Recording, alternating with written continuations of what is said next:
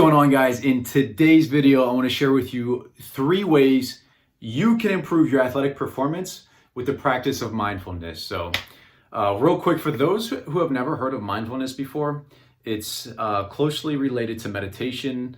It's actually a practice of meditation, but I want to share with you 3 ways to use mindfulness. 1, how you can start to practice it. Let me get this camera a little bit further back. Try to get lighting decent for you guys. 1, how you can use it, and then 3 ways it can help your athletic performance. So mindfulness is a form of being present. Mindfulness is a practice of being present because we're not always present 100% of the times. Think about it. Within the last 20 minutes, you've probably thought about something from the past. You probably thought about something from the future. Our mind is always wandering all over the place. Mindfulness is a practice of being here now. And it's not an easy thing to do. It's not an easy thing to be 100% present all of the time. But there's a practice, and this practice of mindfulness can help you do that more often, help you do it more consistently, because there's a laundry list of benefits of things that are going to improve your life, not only your athletic performance, by being more present. Think about yourself. How much more could you accomplish? How much more control could you have? How good would your relationships be if you were just present more often? So mindfulness is all about that state of being present. So the 3 ways that mindfulness, well, first of all, how can you practice mindfulness? How can you actually get into a practice of being present now, get into a state of being here now? So one of the best ways is to actually start training your mind to do it. Start training your mind through different mindfulness practices. So here's a quick one for you. Just take 60 seconds. Either you can pause the video here, you can try this later today, but just try this because this is a difficult thing to do if you've never practiced mindfulness before. And even if you have practiced mindfulness, this is a challenge sometimes too. Just take 60 seconds. Just set a timer on your phone for 60 seconds and try to think about nothing else except for sitting right where you are. Try it, 60 seconds. I encourage you to test it out because your mind's going to wander to the past, it's going to wander in the future. But just by simply doing that 60-second exercise, you've taken the first step to actually practice mindfulness. But what are some of the benefits? Because you got to know, hey, if I'm going to practice mindfulness, what's the benefit for me? What's the benefit for my performance? What's the benefit for my career athletically, right? So if you want to have better relationships with your teammates, if you want to execute, if you want to perform in games, in competitions more consistently, if you want to have more control over your performance, then what I'm about to share with you is going to be a benefit because mindfulness, we've all experienced flow. We know what that flow state is, where everything just seems to click, everything just seems to move easily. You know, athletes all describe it in different ways. It's like the running back Terrell Davis literally didn't hear anybody else in the stadium when he was playing. You know, I don't know how many people are in Denver Stadium, but you know, imagine over 30,000, over 40,000. That's a low estimate too. Imagine 40,000 people screaming and you just have laser-like focus and you completely block it out and he's 100% focused in the game. That's an example of being in flow. And I know you've experienced it yourself as an athlete. So what are the different instances in your career, in your sport specifically, where you've experienced that state of flow? And that's what we want to get to more often. That's what mindfulness allows you to do, because one of the most important aspects of flow is just being present, is just simply being present. But the second way to improve your performance, I'm looking over at my notes, it's going to improve your concentration.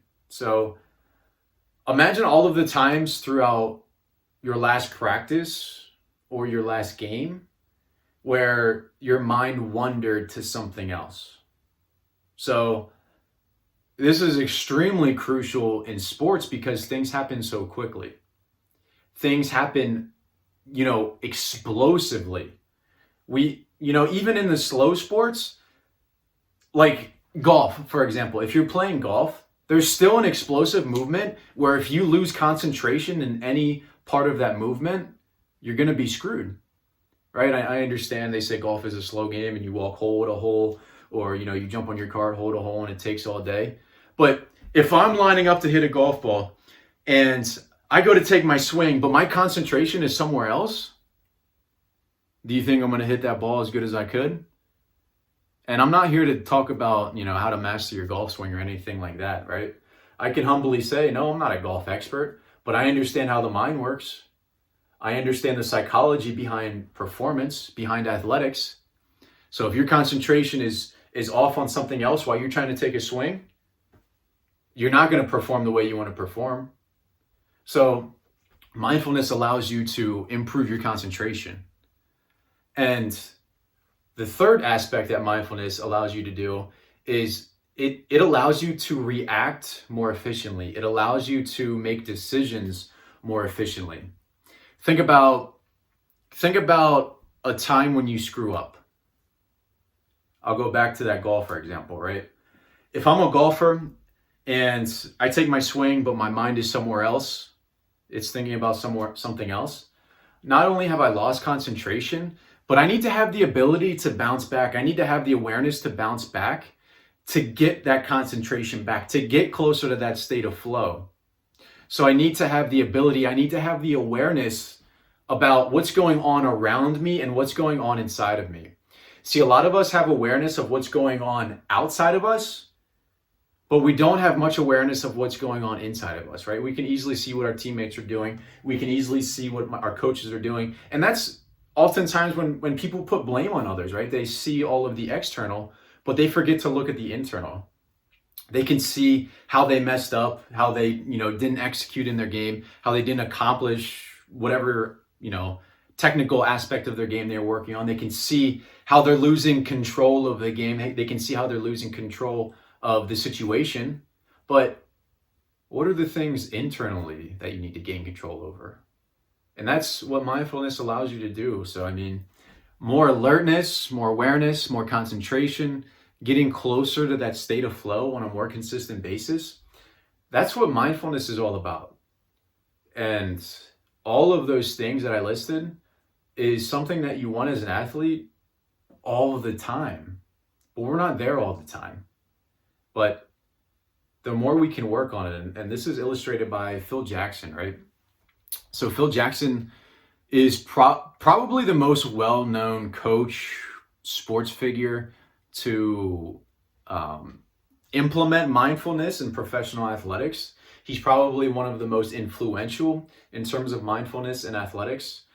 Working with his Chicago Bulls team, I don't know if you know this story. So, when Michael Jordan, maybe you've seen The Last Dance, maybe you have your own opinions about, Michael Jordan going to play baseball, whether you say it was, a conspiracy, the NBA covering up his suspension because of his gambling, or you say because, MJ legitimately retired. I genuinely think he retired and wanted to go try to master something else.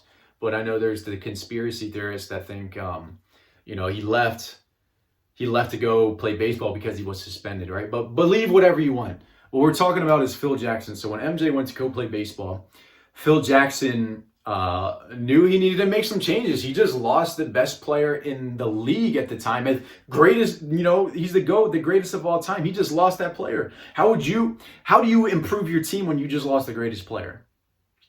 And Phil Jackson is on the spiritual side.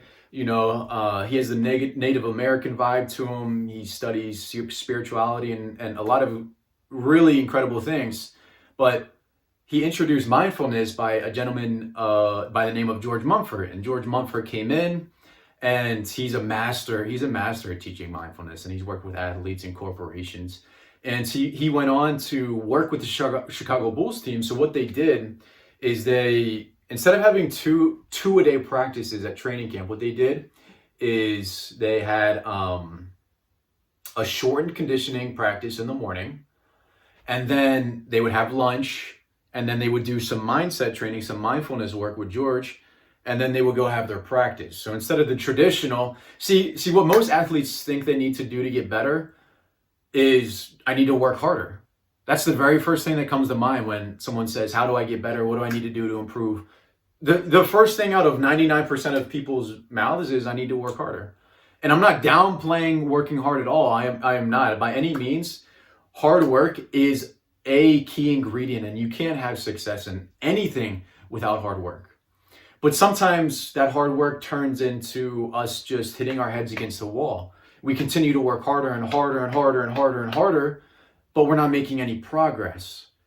And it's one thing to work on the physical side, and it's a complete another thing to work on the mental side. As athletes, we're programmed from the physical side.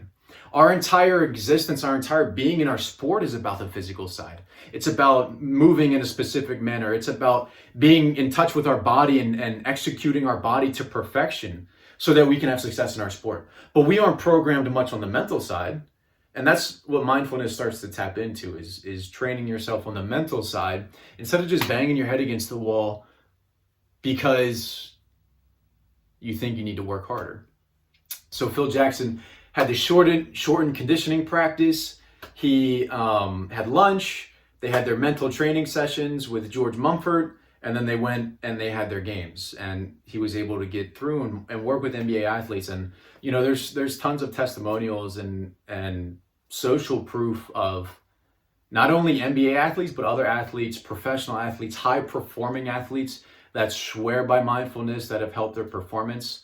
So my hope is that, this video shared some of that information, shared some of that knowledge. Maybe it gave you an introduction to mindfulness, but my hope is that it benefited you in some way. So, hey, I hope you enjoyed that episode. If you did, please smash that subscribe button down below and leave your questions in the comment section, because that's the inspiration behind these videos, to help serve you guys specifically with what you're struggling with. And if you'd like to take things a step further, check the links in the description below. If you're interested in our coaching, if you're interested in checking me out on other platforms and connecting with me there, if you're interested in some of our other free training, definitely check it out in the description below. And I will see you guys on the next video.